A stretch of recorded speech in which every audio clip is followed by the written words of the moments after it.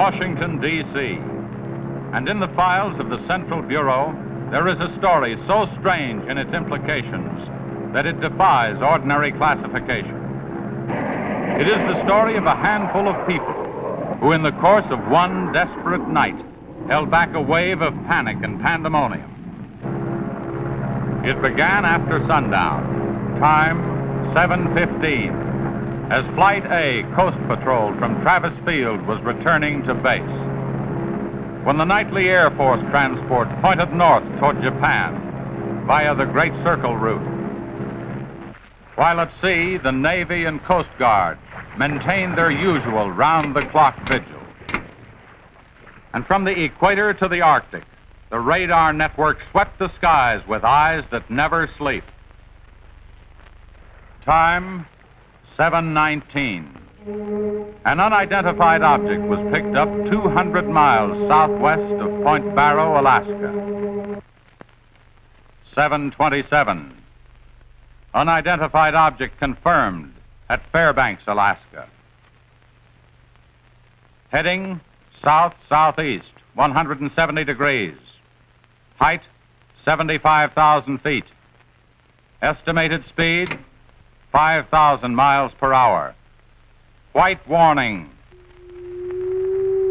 7:39.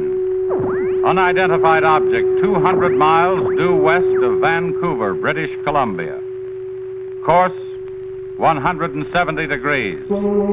Height, 60,000 feet. Estimated speed, down to 3,600 miles per hour. Yellow warning. 7:54. First interceptor flight airborne.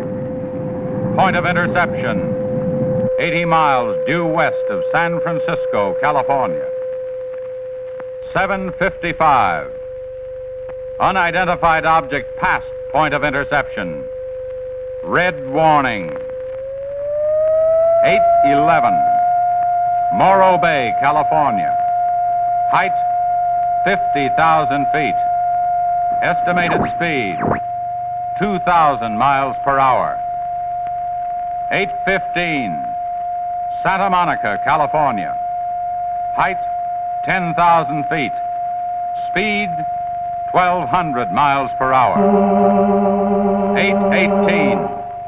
All traces of unidentified object gone. Red warning lifted. By 8:25 at the Los Angeles branch of the Communications Commission, reports of strong interference with radio and television reception began to pour in from the beach area. The monitors went to work immediately. Mobile units were ordered to converge on the vicinity of the disturbance. Pinpoint direction-finding devices began to trace the trouble to its source.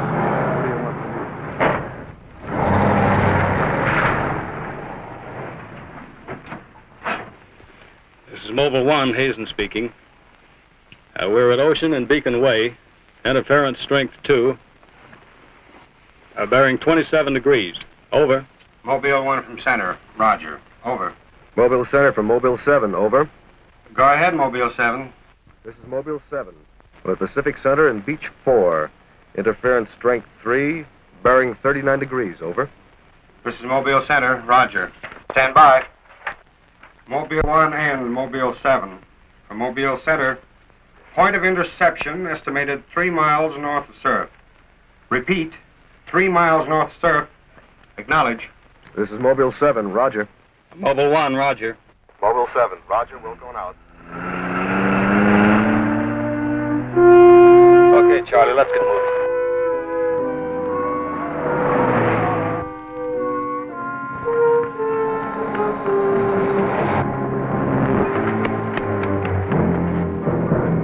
Yes, what is it? Take me to a phone quick. I need an ambulance. What's the matter? My husband and Pete out there in the picnic grounds just above the beach, they've been hurt. Well, this is the communications car. I'll phone it in from here. I'm Mobile 1 to Central, over. Did you make that out, Charlie? Not a word. I'm Mobile 1 to Central. I can't reach you. Repeat. They must be getting us all right. I'm Mobile 1 to Central. Have an ambulance sent to beach at surf. Emergency. 2 men hurt. Acknowledge. Roger and out. I'm sure they'll be here soon now.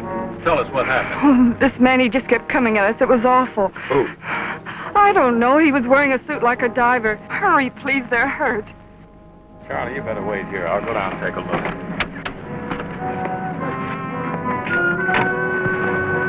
The young woman's hysteria became obvious as they reached the picnic grounds at the beach.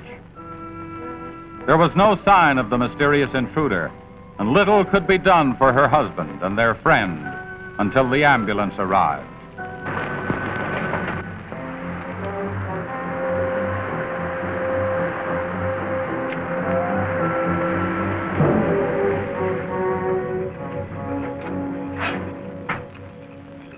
Hi, fellas.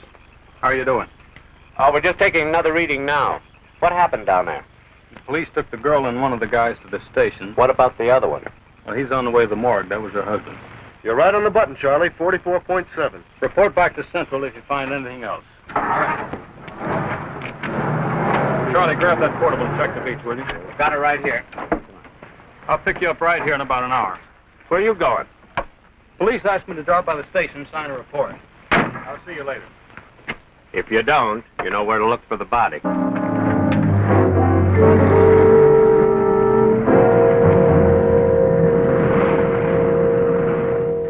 Like I said, we were just starting to eat when we heard something tracking through the sand toward us. I looked up and couldn't see anything. Then Betty screamed. At what? I thought you couldn't see anything. At first we couldn't. Then this guy started toward us. What kind of a guy? How should I know? He was wearing some kind of a helmet over his head. He could have been a deep-sea diver or anything. All right. After you saw this diver, what happened? Well, we jumped up. Ed, that was Betty's husband, yelled at him to stop. But he just kept coming. I never saw anything like it. He didn't say anything. He just kept moving in. Then you say he attacked you. Well, we didn't give him a chance. Ed grabbed a piece of wood and took a swing at him. That didn't stop him. He caught the end. That's all I remember. Just because a man's taking a walk is no reason to slug him. Besides, you don't look like a guy who frightens so easy. How would you feel if somebody with a crazy helmet with pipes sticking out of it came at you in the dark? And look, I know this sounds crazy, but there wasn't any head in that helmet. No head. No head at all. It's the truth. I think you need some coffee. I don't want anything. It's all the same to you, Lieutenant. I've got to pick up one of my men at the beach. Okay, thanks for coming down, Hazen. Hope I didn't put you out. No trouble. So long. You too. All right, let's start at the beginning. How well did you know the dead man? And his wife? Betty and I went to school together. I knew Ed a year. How long were they married? About a year. Wasn't her husband a little older than she? I don't know. But you said you and Mrs. Evans went to school together. Then you never discussed anything personal with her? She did mention he was older, yes. How much? 15, 20 years. What difference does that make? That wasn't too hard now, was it? Where do you live? 629 and a half East Palm Court. Why? That's where the Evans live, isn't it? Yeah, I board with them. You do, huh? Now, Mrs. Evans is a good-looking woman. What are you trying to say?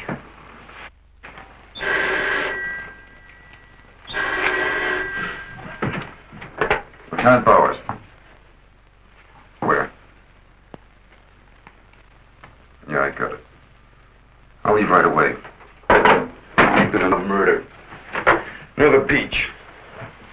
Keep an eye on this guy until I get back. What do you mean? You'll stay right where you are. At least until Mrs. Evans feels well enough to talk. What do you want from her? Oh, I just want to see if your story checks with hers. After all, you went to school together, remember?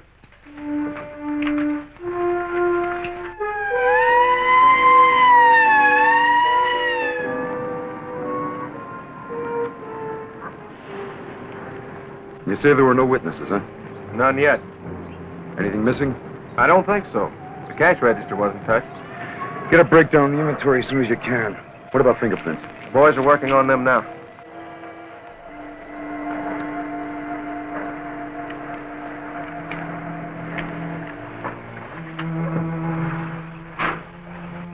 I'm late. What kept you so long? The lieutenant asked me to hang around a while. What's the score?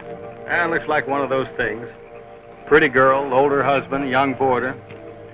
Kid claims some guy without a head knocked the old man off. You don't say. Anything else? Yeah, he had a diver's outfit with horns. No. He's going to have to do better than that. How are we doing? I took a reading about 10 minutes ago. The radiation is going out with the tide. What about the radio phone? It's working fine again. I just got a call from Central. They said Mobile 7 picked up some new trouble northeast of here. Here we go again. Hop in.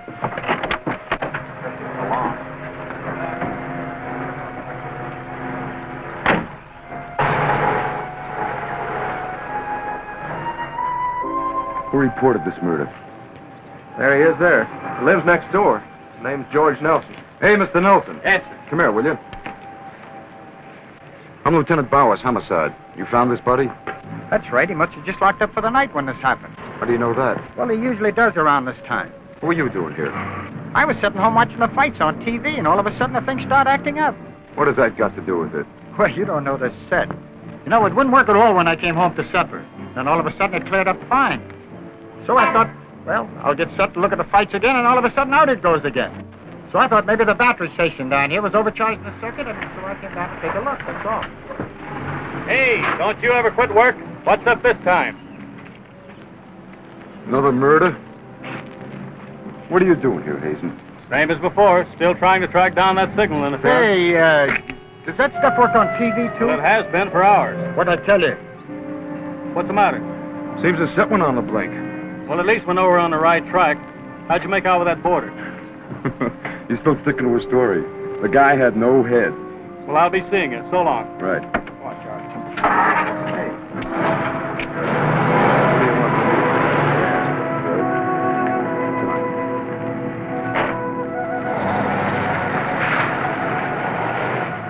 And so the communications team resumed its mission to track the mysterious interference to its source. Via accurate readings taken at regular intervals by stationary and mobile units, it was determined that the disturbance was moving in a northeasterly direction. By 10:34, Mobile Center had pinpointed the disturbance at the edge of the Huntington oil fields. Units 1 and 7 were instructed to close in.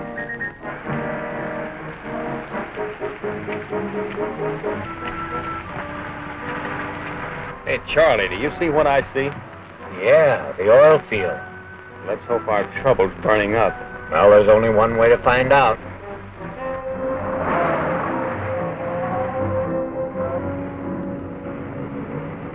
Look, Sarge. 2 murders and an explosion in one precinct is big news. Now, come on, you can't pin it all on the young boarder. Or can you? Very funny. Yeah? I'm Hazen of the Communications Commission. Oh, the lieutenant's waiting for you. Thank you. What's a wheel? You heard the man, Communications Commission. Tell me, this kind of interference happen very often? Never anything like this. It's on the move all the time. Need some hand with a transmitter in the car. It's not a transmitter. We don't get a definite disturbance, just interference. Then you have no idea of what it is, huh? Not yet. How are you making out? Not so good. You were here when I questioned that boy about the murder at the beach. Did you get anything more out of it? Yeah. Come on with me. You might want to see this.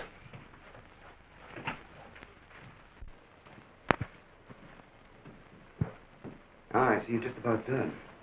Thanks, you can go now.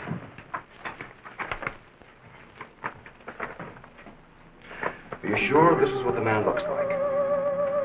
What do you say, Betty? Well, just about, only I think the tubes were a little lower down. And you still insist there was no head inside the helmet? I'm positive there wasn't. What about you?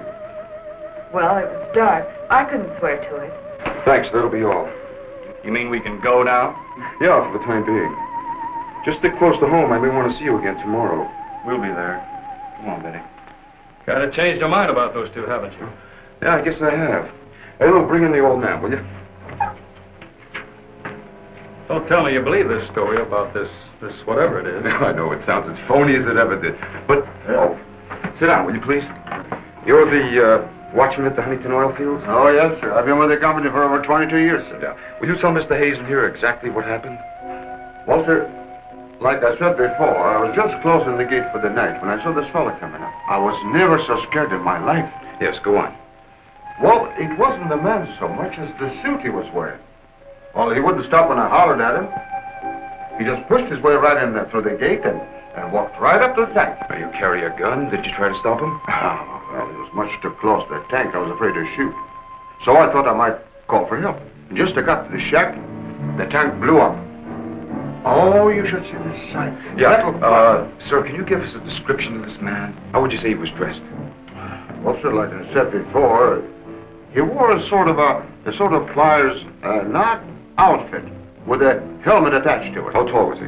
Oh, he was a giant of a man. And he had tubes sticking out of that thing, that helmet he wore. Can you tell us what his face looked like? Well, sir, though he got pretty close to me, I could swear the man had no face. Now, if you saw this man again, would you recognize him? I mean by his outfit. Oh, I'll never forget that sight if I live to be 100, sir. Would you say this is the man? Wait, sure, that's him. Thank you very much. You may go now. All right, sir. Thank you. Well, Hazen, what do you say now? Beats me. The descriptions check all right. This could be some kind of flying suit. High altitude equipment. Yeah, that's what I've been thinking. Well, how do you explain that stuff about the missing head? No, we can discount that. These people were frightened. It's night. Nobody really took a close look at it. I guess you're right. But whoever he is, that outfit doesn't look like one of ours. Of course, he could have been dropped by parachute. You mean sabotage? Worth checking. I think we better wire a report to Washington, see what they say. You can use our teletype. I'll tip off the LA police to be on the lookout for something unusual. Hey, wait a minute. What about the press? Oh, I don't think they know too much now. We better keep it that way for a while at least, till we find out whether our friend is still around here. Well, if he is, I think we can find him for you. My hunch is that he's carrying something around that's causing all this disturbance, whether he knows it or not.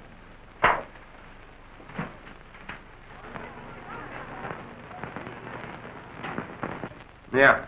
Kill that page one lead. They let the boarder and the girl go. How do I know? Maybe the lieutenant thinks that the guy in a flying suit knocked off the husband. Nah. No, not a chance. Not a chance of an exclusive on that picture. They're making a blanket release in the morning. Oh, there's a guy from the Communications Commission in there now. Yeah, I'll call you back later if there's anything new. Okay.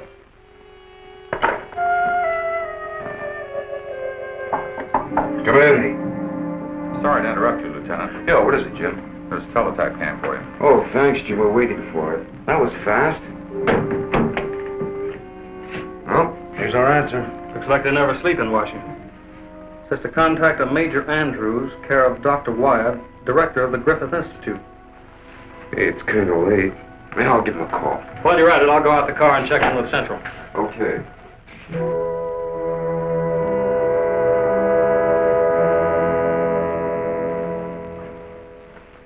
Well, that's the story up till now. We got in touch with Washington. They told us to contact you here. Very interesting. What do you think, Doctor? When I see something like this, I understand why you gentlemen might have thought sabotage was involved.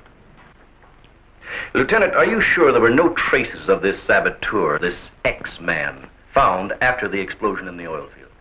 Fire department went over every inch of the area. Didn't come up with a thing. Well, then there's a strong possibility that he might have perished in the explosion itself. I doubt that. We're pretty well convinced this man is carrying something that's responsible for all the signal interference. According to the last report I got, there was a definite disturbance about 3 miles east of the oil fields, sometime after the explosion. Well, then if he's alive, you should be able to keep an accurate check of his whereabouts. Not that easy. As a matter of fact, we lost contact about 3/4 of an hour ago. Maybe you realized you were trailing him and got rid of whatever he had that was causing the disturbance. In that case, there's nothing much my department can do to help you. I guess it's up to us. Unless you have some suggestions. Well, let me think out loud for a minute. It might just be that what we've been talking about so far, and this phantom, as we'll call him, ties in with what the doctor and I have been discussing. That is very possible. I don't know whether you know it or not, but somewhere around 7:30 this evening, our radar networks picked up an unidentified object off Point Barrow, Alaska. They traced it clear down to Santa Monica before they lost it. Santa Monica. That's where we first picked up our radio interference. Yeah, right at the scene of the murder. Well, then, if all these things tally up, we've got some idea of how our man got here. You mean that he came in some plane? In that case, somebody would have seen it land and take off again. Or did it crash? No. No, we don't think it was a plane. No rocket or jet that has been built so far can attain the speeds of 5,000 miles an hour, particularly for such a great distance. And maybe we're on the wrong track altogether. Couldn't your unidentified object have been a meteor? They travel at a terrific speed. Yes, fast enough for most of them to burn themselves out the moment they hit the Earth's atmosphere. And did it occur to you that meteors are not very likely to travel horizontally, all the way from the North Pole to California? If it wasn't a meteor, or a flying missile of some type, how do you figure this phantom ties in? We're not sure that he does. I don't care what you say, but it doesn't make sense to me. Anybody trained in sabotage would stay undercover. This guy's walking around in a monkey suit, killing people. Excuse me, Dr. Wyatt. Is there a Lieutenant Bowers in here? Oh, yes. What is it, miss? There's a Mr. Wakeman from the Chronicle here to see you. Wakeman here? Now, what does he want? Well, there's only one way to find out. Before you go, Lieutenant, I don't believe you have met my assistant, Barbara Randall. Well, hello. Hello. It's Mrs. Randall, Lieutenant. I'll be right back. Barbara, you know the Major. Of course. And this is Mr. Hayden of the Communications Commission. How do you do? Well, I see you are working a little later tonight than usual. Yes, my husband's teaching a late class, and he won't be able to pick me up for a while. Besides, I had some work to do in the lab. Well, at least you'll have lots of company. All right. So I shouldn't have come up here. But I gotta get your angle on this beach murder. And your whole department is shut up. Look, Wakeman, will you stop bothering me? There's nothing to say. If you got an exclusive story from that Evans Damon or Board, then you know as much as I do. Yeah, but that still doesn't explain anything about the guy without a head. Come on. Who is it? Your guess is as good as mine. You mean you let those two kids go without knowing that? I don't buy it. Well, I did. Well, then you must have an awful good reason. I bet you're trying to tie it in with that other murder. All right, Lieutenant. Don't tell me. I'll get my story somehow. Oh, if you want to know how things turn out, read the Chronicle in the morning. That's right. Now get in touch with Charlie in Mobile 1 and have him call for me here. Okay, honey. Won't you come up with anything? No, we're just briefing Barbara here. It's just amazing the way you've been able to put these things together. Don't kid yourself, Mrs. Randall. It seems the press knows as much about it as we do. Well, let's hope they don't come to the same conclusions. A few lurid headlines, and every fool in the country will be seeing phantoms in spacesuits and men from Mars all over the place. Yes, I can imagine. And mass hysteria is difficult to check once it gets started. That's why we've got to move fast. Well, from the looks of things, I guess it's up to me. I'll be in touch with you as soon as I hear anything. See you. By 12:30 a.m., the dragnet was in operation. Mobile units patrolled the streets and countryside. They covered an area 35 miles square. Special and sensitive equipment was prepared for action. Everyone on the job was ready to move on the first signal from the Communications Commission. Monitor Corona to Mobile Center, strength 4, Brickyard at 160th, moving toward oil fields. Contact your units. Over and out. Units 1 and 7 from Mobile Center. Units 1 and 7 from Mobile Center. Strength 4, interference at 160th in the oil field. Moving due east. Close in. Repeating, strength 4, interference at 160th in the oil field. Close in.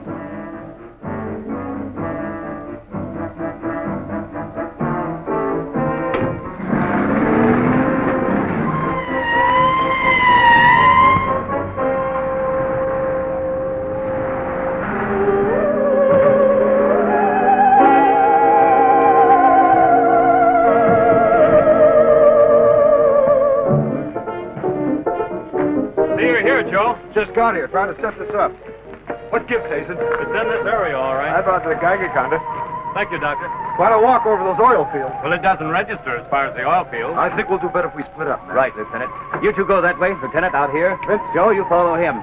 Come on, Doctor. And you? Oh, forget it.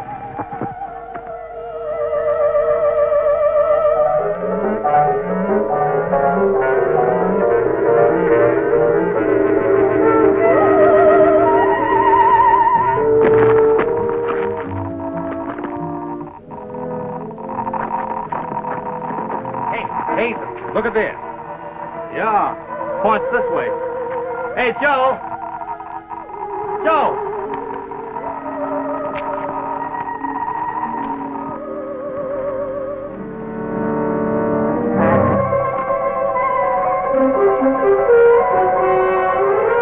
Hazen! Hey, Hazen! 603! Going strong. That's it, Doctor.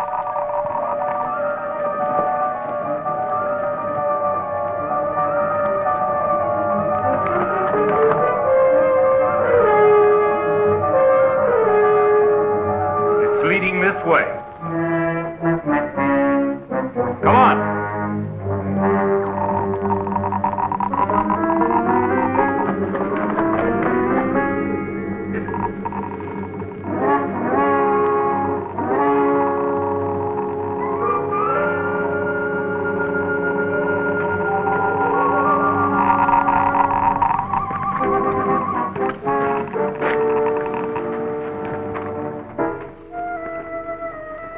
It's this way. Come on.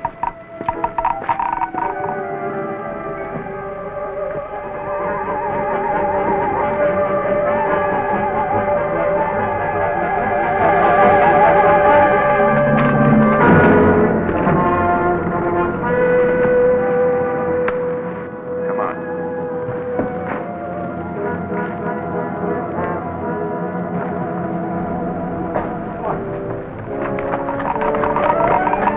Going strong.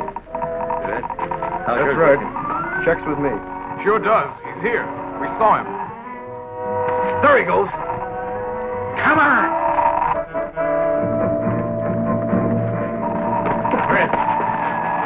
Gotta be around here somewhere. Yeah, we gotta get on the roof.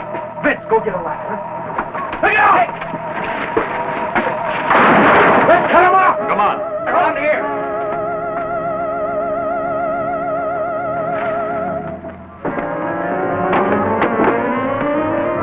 Anybody see him? There he is.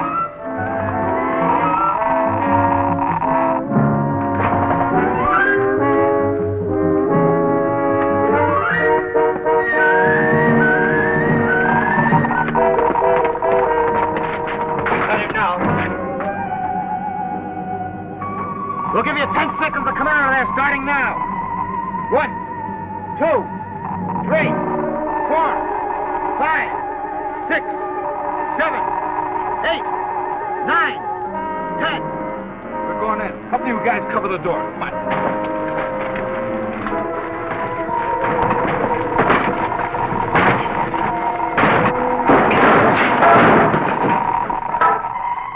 Hi, there's nobody in here. Possible. We saw him come in. Maybe he went out of the window. We won't get very far. Don't touch anything till we check for fingerprints. Oh, Doctor, over here. He left his suit and his helmet. Hey, let's spread that thing out so I can get a good shot of it. Keep away, you fool. What's the matter? For your information, that's a Geiger counter, and it says hands off. I think you'd better wait outside. I just have a job to do. So do we. And I'm afraid ours will have to come first. There's no radiation from the helmet. But look at this. So that's what's been causing all the trouble. Charlie, you know where we can pick up a lead-lined box in a hurry? Well, Mobile 7 should have one. They're right outside. I'll take a look. Hurry it up, will you? Unbelievable. Now, we all thought that this phantom might be carrying some device which was causing all the signal interference. But to learn that it's due to the very clothes on his body. That's not the only thing that bothers me. Did any of you get a good look at his face? Not me. He's too far away. Well, I did. Unless I'm mistaken, that helmet was empty. Hey, where am I going to put this stuff? Oh, put it in Dr. Wyatt's station. Yeah, we take it back to the Institute. Right. Find out anything? No. No, that's all right. You can handle that.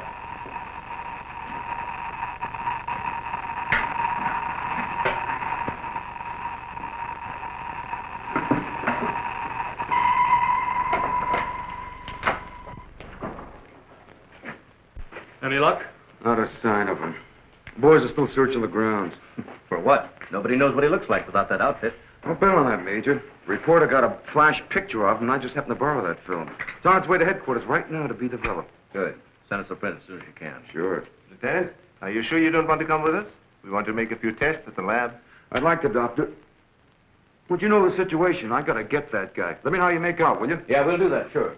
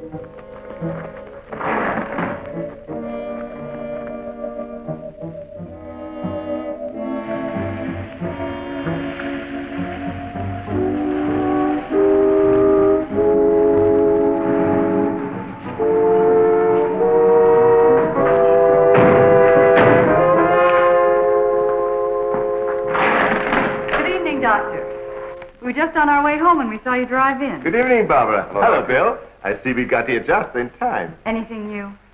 Lots of excitement, but that's all. Major, you know Barbara's husband? Oh, of course. How are you? How are you? Hey, it's a nice-looking dog you've got there. What's his name? His name? Venus. Say, Bill, I hate to ask this, but something important has come up, and I wonder, can we borrow Barbara for about an hour or so? I suppose so. Of course. Darling, why don't you go and do the shopping? Here's the list. The market's open all evening. I may as well. See you later, darling. I'll take the dog and tie her up. Thank you, Bill. Good night. Good night. I'll give you a hand with it. Oh, thanks, Doc. Easy now. Look out for your fingers. All right. Look out now. Don't drop it. Venus, come back here! Venus, come back here!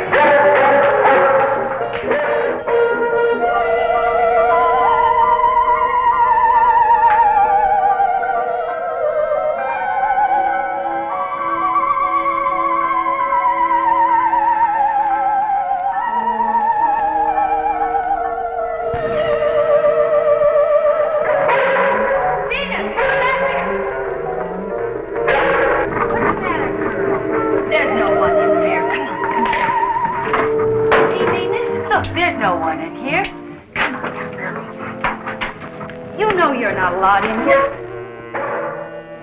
Venus, I said be quiet. Come on, girl.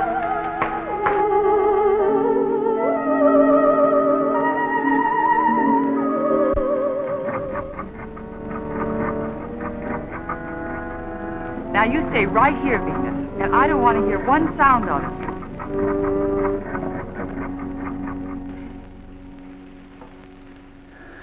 You were right, Doctor. There are no fingerprints anywhere. What's all this? Hey, don't touch anything. You better put some gloves on. Our friend, Mr. X, left this suit at the oil refinery. You mean you were that close to him and you didn't catch him? I'm afraid so. That's up to the police now. Hand me those shears. I want to cut up this material to work with it.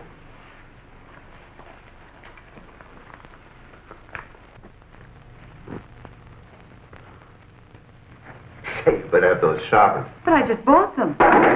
Well, Here, try this knife.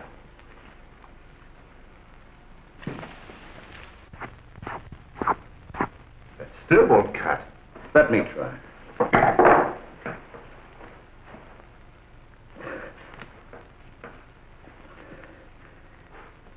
This stuff is tougher than nylon.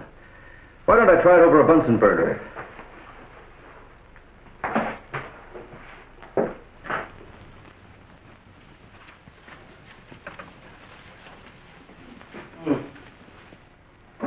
It doesn't burn either. Let's take a look at it under the microscope. Look, it's magnetic. Magnetic? Here, I'll... Radioactive. And apparently indestructible. Thank you.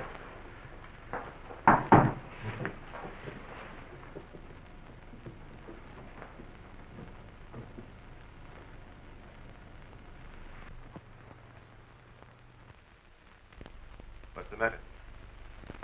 You tell me. Take a look at that weed.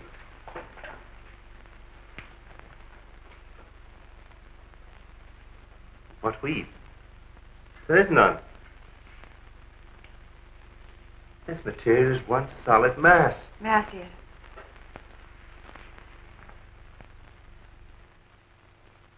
Why, you're right. It must be some sort of plastic. No. I'd say it's a metallic substance of some kind. Well, I've seen a lot of interesting alloys, but never anything like this. Let's try an acid test. All right. Go ahead. Careful now. We'll only take a drop or two. It repels acids like a raincoat repels water. Why, there's no reaction. Well, Major, this looks as though we were going to be here for a long time.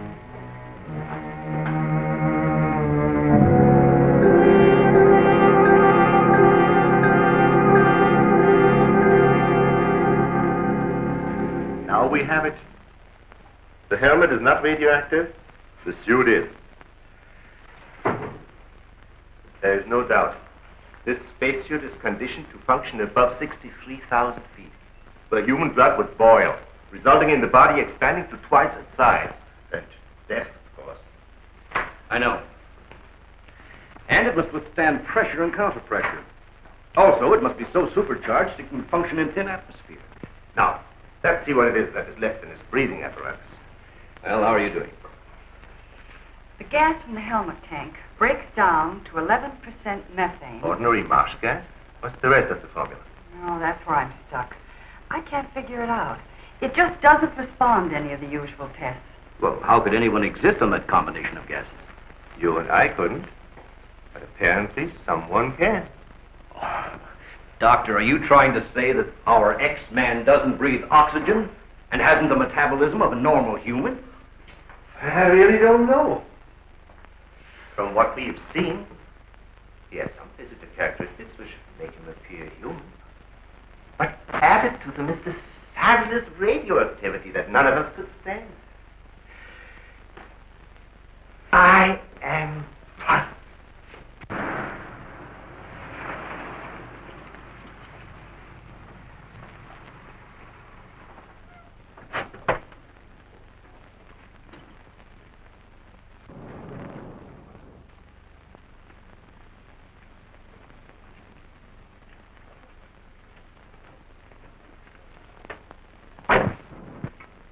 I think the answer lies right here in this helmet. Obviously, he needs it to survive. Otherwise, he wouldn't have risked wearing it where he was sure to be recognized. As it is, he only took it off when he was cornered. But if what you say is true, how can he exist without it now? Let me put it this way. It's like a patient in an iron lung. Sometimes one can be removed for hours at a time without any ill effects. Exactly. And I think the same principle applies here. And that means sooner or later, he has to get his breathing apparatus back or die. I don't understand. Well, I've got an idea. If we were to return this whole outfit to where he left it, he might be tempted to come back. Dr. Wise speaking? Yes, he's here. No, thank you. Hello, Major. Still at it, huh? Mm-hmm. No, we haven't got a thing, no. The picture? Yeah, hold on. He says the picture the reporter took of our man didn't come out. I was afraid of something like that. The radioactivity must have burned the emulsion. Hello. No. No, we didn't find any fingerprints at all in his clothes. Did you find any? Oh, too bad. Hello? Will you wait there, please? We don't know what to make of this either. Have you heard from the communication boys yet? Well, let's hope they turn up with something. Major, excuse me. Hold on a second. Yes? It's Mr. Wakeman of the Chronicle. He insists upon seeing you. He does? Where is he? I told him to wait in the lobby. Good. Hello? And it's our friend from the press is here.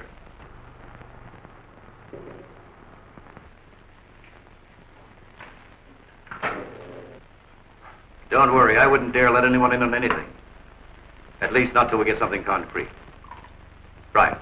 All right, I'll see you later. Well, I guess I'd better see this newspaper man. Want to come along, Doctor? I think I will.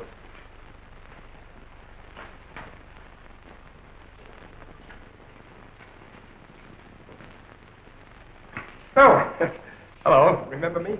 Certainly, yes. Nice lot of gadgets you got here. We think so. What's on your mind?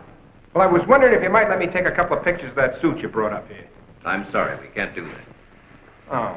Well, now, look, I got a wonderful picture of the guy running in the shack, and the lieutenant stuck his nose in my business, and what do I get? A blank.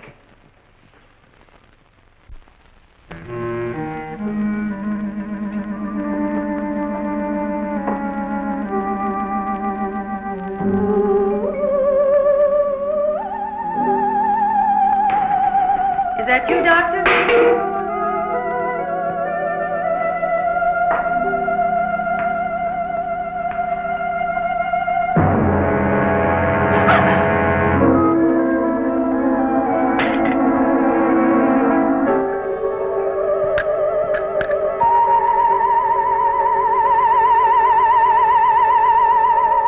Well, you must have some lead on this guy, otherwise you wouldn't have brought that suit up here. Well, let's just say we were curious.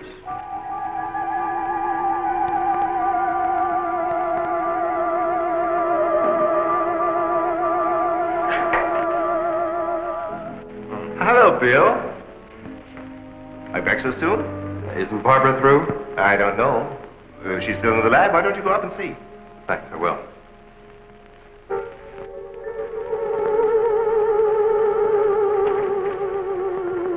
Barbara? Barbara, are you in there? Bill, listen to me. I'm not alone. Someone is in here with me. I can't see him. He locked the door and has the key. I'll break the door down. No, Bill, don't, please. You better get help. You mean I've come all the way up here for nothing? I'm afraid so. Good night. Yes. Good night, Mr. Wakeman. Good night.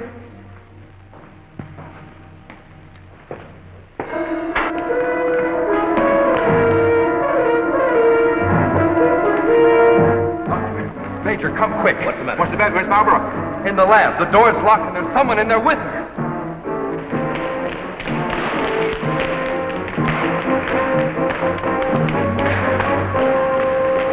I thought you said the door was locked. It was. She's gone. Oh, cover the main entrance. That's the only way anybody could leave. I will. Well, in that case, we would have seen her on our way up. Well, then she must still be in the building. We'd better split up. I'll take the roof. Barbara! Barbara! Barbara! Barbara!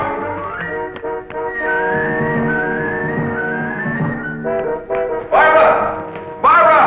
Where are you? Barbara!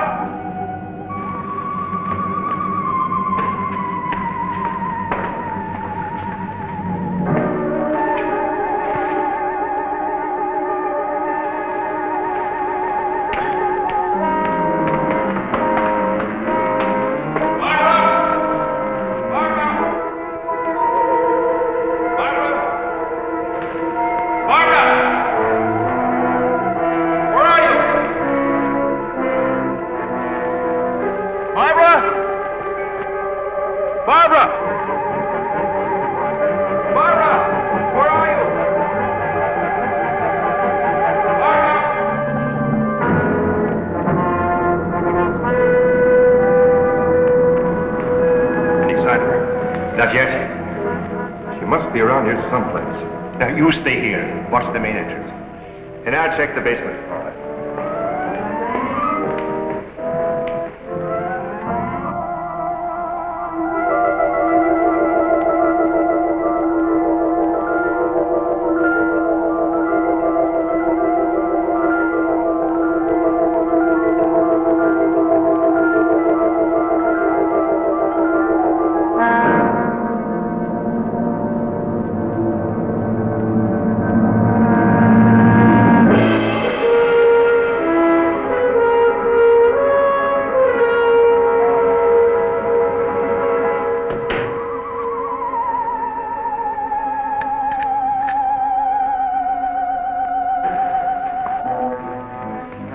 It's not up there.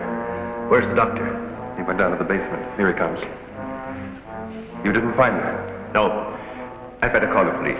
But there's no telling what could happen to her in the meantime. No, take it easy. We're doing the best we can. But she said she was locked in, and she couldn't see who did it. Can you explain that? No, not yet.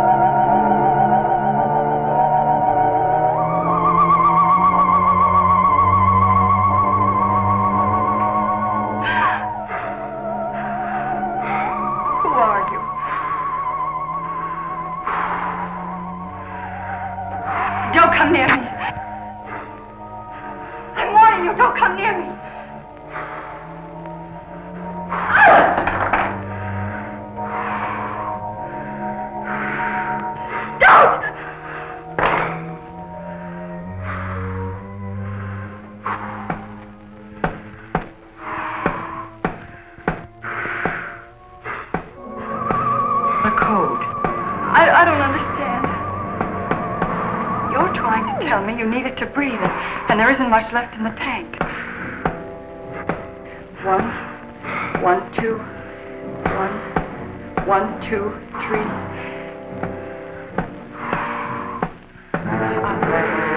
I'll write it down.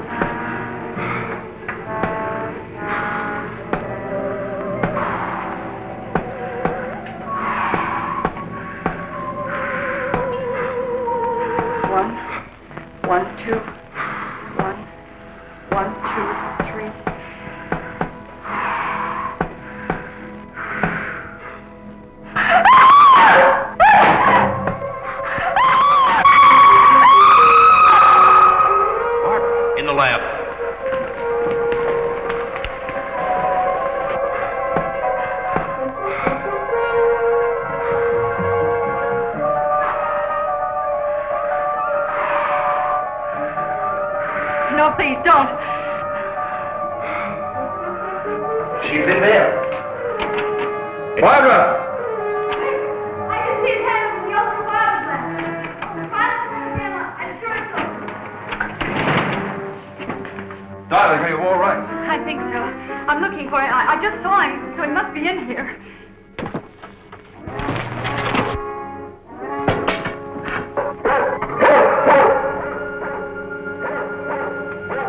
Steady feet to the ground. He will be killed. I'd better go.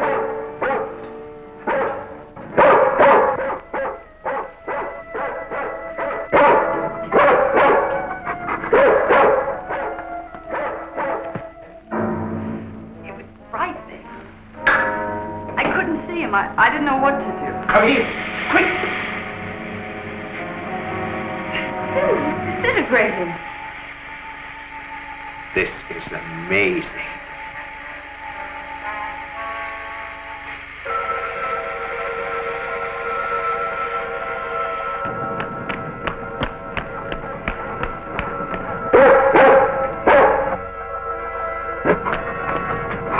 Now, quiet down, Venus. Quiet down.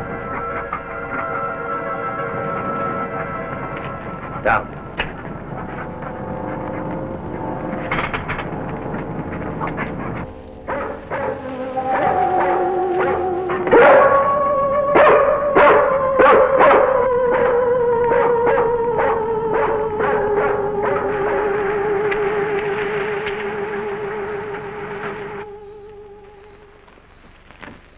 Mobile Center for Mobile 1, come in, please.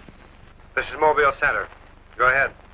Get hold of Major Andrews or Dr. Wyatt at the Institute. I want to talk to either one of them. I will do. Stand by, Mobile 1. Dr. Wyatt speaking. Oh, yes, Mr. Hazen. Yes, we're still at it. Lots and lots of excitement, but nothing definite yet. Have you anything to say? The trouble seems to be just about gone. We get a flash in the direction of the observatory once in a while, but I figure that's because of the outfit you're testing. Yes. Lieutenant Bowers ought to be here any minute. Of course. How long will it take you to get up here? Good. See you then.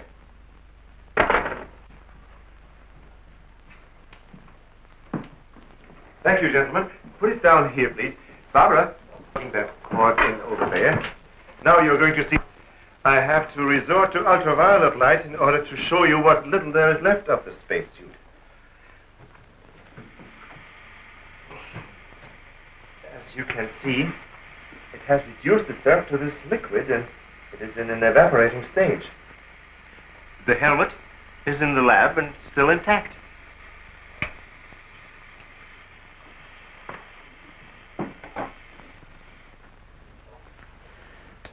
This is amazing.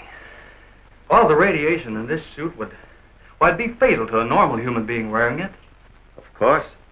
And furthermore, our respiratory system could never simulate gases such as we have found in that breathing device. Well, then we have to assume our so-called X-Man carried his own atmosphere with him. Excuse me. But as a matter of curiosity, why do we refer to this thing as a him? I thought it was invisible. Under normal conditions, yes. Yet, Mrs. Randall did see the imprint of a large foot and a masculine hand under ultraviolet light. How do you explain that? I don't know, but the human body is composed of various elements with a carbon base. Like coal. Yes. Now, suppose we maintain the same chemical composition in the body of the X-Man, but substitute silica for carbon. Silica, that's glass. Exactly. Now, it is possible that the body with such a base, if it were subjected to an atmosphere foreign to its origin, might appear invisible to our eyes. Are you trying to say, Doctor, that we're not dealing with a human being? I didn't say that. On the contrary, all the evidence points in the opposite direction. Toward a superhuman with an intelligence far superior to our own. How can you tell? First of all, Mrs. Randall saw that he has a hand with digits like our own fingers and a thumb opposing. That alone is a sign of intelligence. And he comes from a civilization that has developed adequate space transportation to enable him to travel to Earth. We have nothing yet that can reach even another planet in our own solar system. That could account for the unidentified objects picked up by radar a few hours ago. My theory is that the spaceship, or whatever it was that he came in, operated on the principle of magnetic rather than atomic propulsion, and that somewhere in the outer limits met with a condition where the Earth's gravity pulled it down and it fell into the ocean, and that he managed to save his life and reach shore. You really can pick up any type of communications interference, no matter how weak the signal may be. Sure thing. We were on his trail from the minute he left the beach. I never knew you carried such sensitive instruments in your car.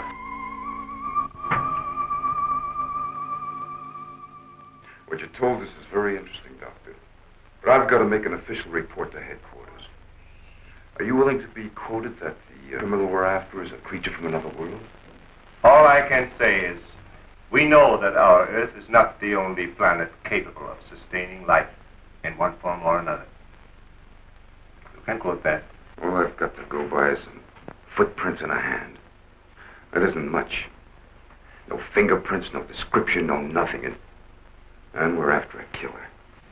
Has it occurred to you that our X-Man has no apparent motivation for his acts, and might therefore not be an intentional criminal at all? You have a point there. Hey, wait a minute. Come to think of it, the young boarder we suspected, he did say that the girl's husband threw the first punch. So? So that could have been enough to provoke the strange creature. And the same could have happened at the second murder. Sure. What about the fire in the oil fields? Evidently, our man sensed the presence of some gases, which he thought might be utilized in his breathing apparatus. Yeah, that could account for his presence at the oil refineries, where something went wrong, causing the explosion. Too bad he got wise to us and took off his uniform, or we'd have been able to catch up with him by now.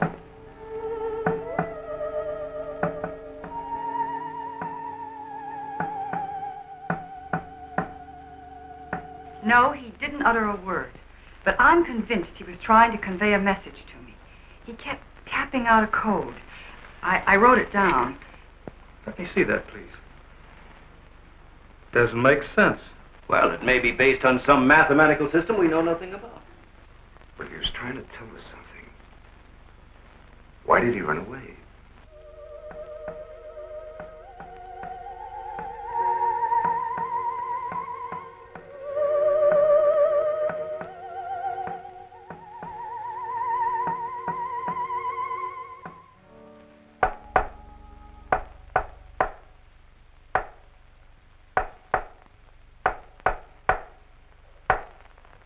What do you think of that? Hell, Hazen must be crazy sending out stuff like that. I guess so. Why don't you try and get a hold of him? Yeah. Mobile 1 from Mobile Center. Come in, please. Mobile 1 from Mobile Center. Come in, please. Mobile 1 from Mobile Center. Come in, please. Hey, that's Central calling.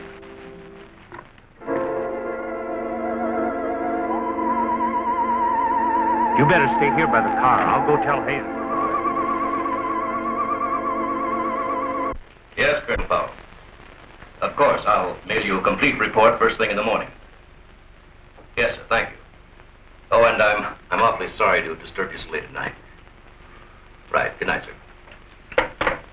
He's around here, this invisible guy. He was in the car. How do you know? I was talking to Randall outside when I heard Central calling. Before I could get over to answer, I saw the door open and shut by itself. He's desperate. For all we know, he could be trying to send a distress signal to his home base, wherever that is. Well, let's hope he doesn't get through. We've got enough problems with just one of those guys. Well, at least we know he's around in the vicinity, and it's obvious what keeps him around. Of course. He's got to come back for what little gas there is left in this helmet. And when he does... Oh, please, the most important thing is to take him alive. If we can only make each other understand, there's no telling how much science can profit. I'll go along with that, Doctor. But I've got to make sure that once he's cornered, I'll be able to hang on to him. I think we're all agreed on that. All right, good, then we must see it from his angle. He's in an alien world. No doubt we are as frightening to him as he is to us. Now, the most important thing, then, is to keep calm at all costs and do nothing to provoke him. Immediately, a simple plan to trap the Phantom went into operation. All obstacles to his entry were removed. To erase any possible suspicion, the doors were left unguarded, and inconspicuous electric eye equipment was set up. All this was connected to a makeshift control board, which would immediately signal the exact location of the trespasser. Now, there was nothing to do but wait. The one road leading to the Institute was blocked off to make certain no outsider would upset the plans or interfere in any way. What's the big idea? Sorry, nobody's allowed through here. Who says so? Lieutenant Bauer's orders. Oh, is he up there? He might be. Well, you get word to him that Joe Wakeman of the Chronicle is here. Sorry, Bud, I can't leave. Oh, what about them over there? Hey, you over there. Me? Yeah. Aren't you the guy from the communications outfit? Didn't I see you down at the oil fields a couple hours ago? What of it? You got anything to do with this? Well, you'll have to ask Lieutenant Bowers about that. How can I if he won't see me? That's a good question.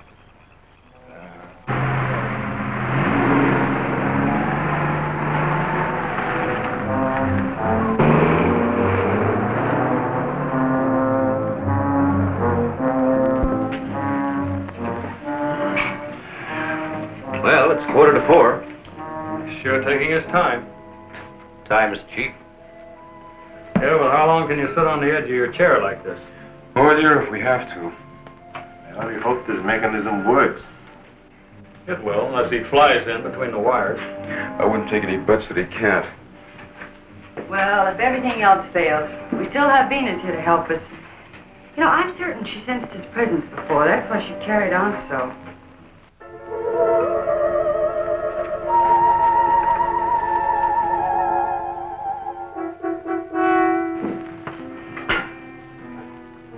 What's the matter, Lieutenant? Is this thing getting you? Oh, no. I'm just thinking about public reaction to all this. I'll give something to the press by morning.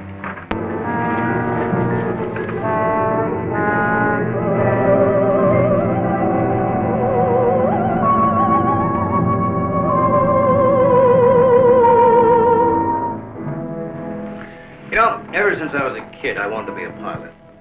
Then after I got my wings and had had 75 missions, I thought I'd seen everything. Now, after all this, I know I haven't seen anything. He's here. The back entrance. Let's head him off. Remember, now, take it easy. Don't crash.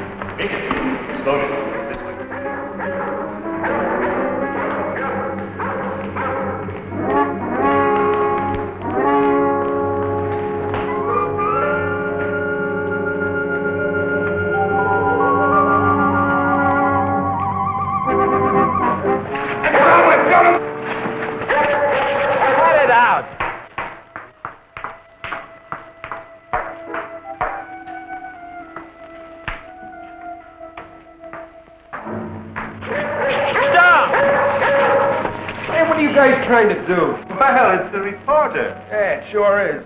What's going on around here? You guys crazy?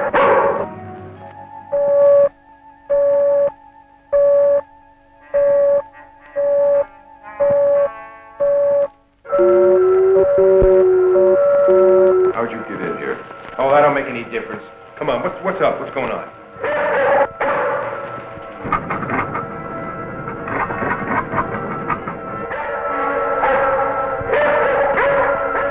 All right, Lieutenant, you better tell him. I'll reset the wires.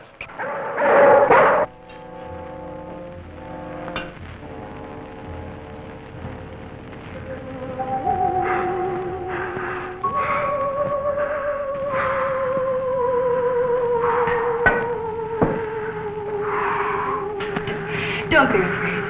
We want you to live. Don't you understand? Can't you speak? Can't you say something, anything, in any language?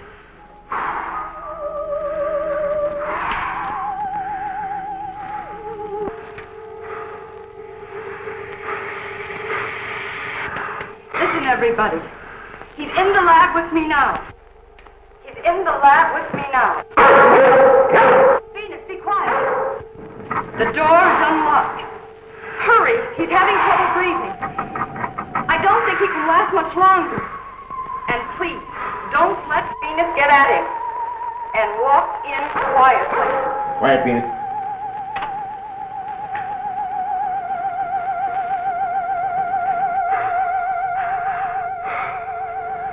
It's unbelievable.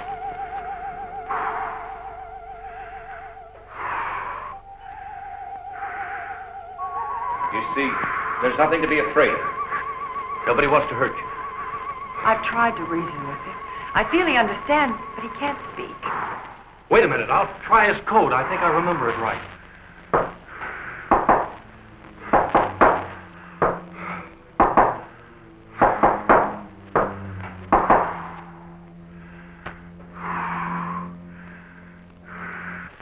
Better plug in the ultraviolet light.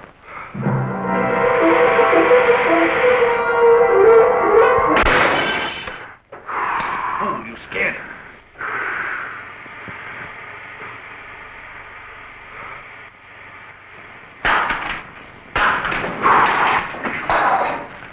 Look, there goes Venus.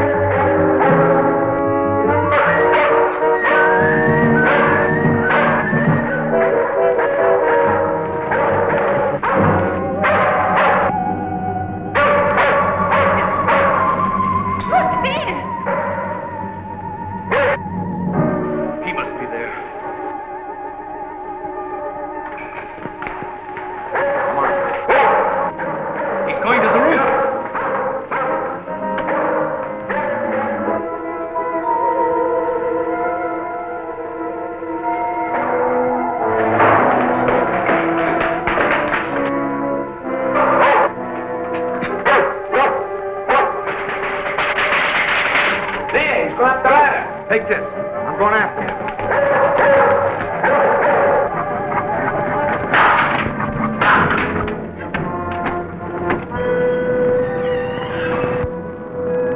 The door! In here with a big telescope.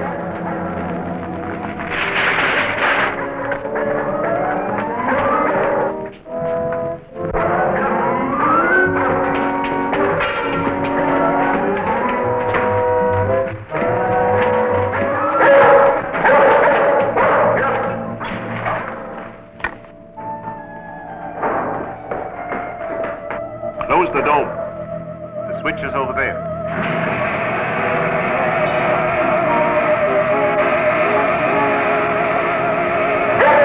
Smoke senses something. Quiet, Venus. Well, if he's in here, he'll never get out now. Dome is closed. This is what I've been waiting for. Please, Lieutenant. This is our last chance. We have to take him alive. Plug in the lamps. There's an outlet here.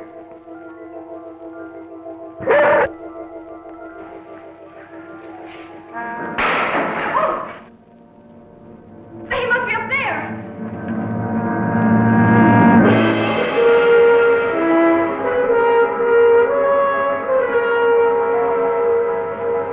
His whole body's aglow.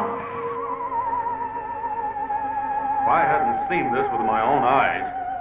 What do we do now? Stand back.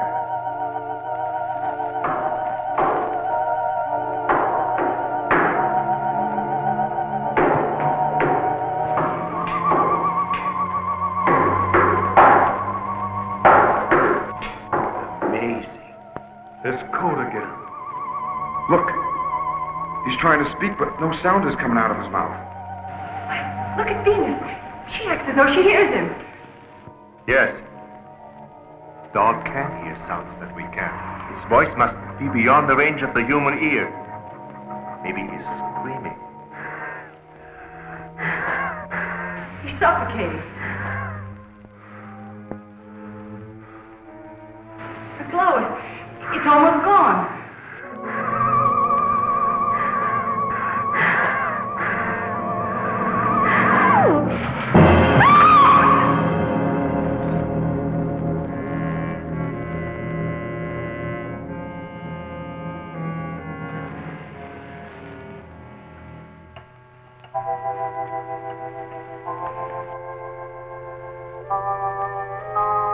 We won't need these lights anymore. In death, he has become visible as a normal body.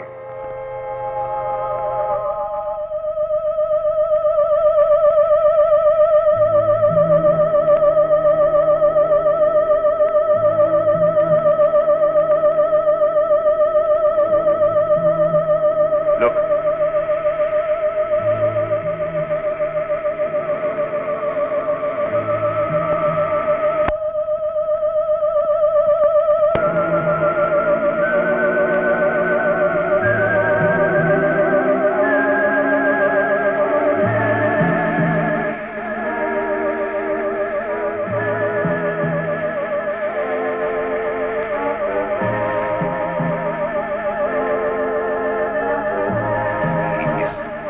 Evaporating.